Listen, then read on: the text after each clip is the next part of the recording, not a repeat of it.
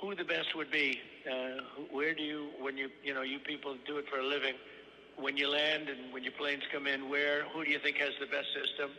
Which company does the best system? We'd like to give out one big, beautiful contract where it's, they're responsible for everything from digging ditches to the most sophisticated stuff. And if you have any ideas as to who makes the best system, we'd love to have it. But after decades of originally, and we're talking about a long time ago, reliable service, air traffic control is long overdue for not an overhaul, really, for a remaking. It's got to be brought up to a modern standard. And, when my pilots landed before, now I have wonderful pilots from the military, great pilots. We have it a little different, but they used to use systems from other countries to land. If I was landing in New York or something, they'd be using a different system to land in New York because our system's so obsolete in this country. So the ancient infrastructure, it's buckling under the weight of more than 1 billion flying passengers a year and supporting hundreds of billions of dollars. And Pete Buttigieg, who was the Secretary of Transportation, had no clue what the problem was. He had no clue, zero. But he wants to run for president. I don't think he's going to do too well. The federal government now pays $250 million annually just to keep up the old equipment, keep it running.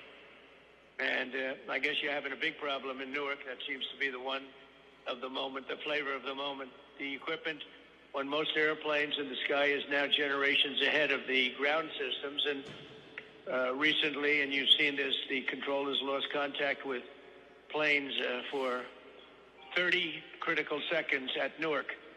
And that was something that was not a good situation.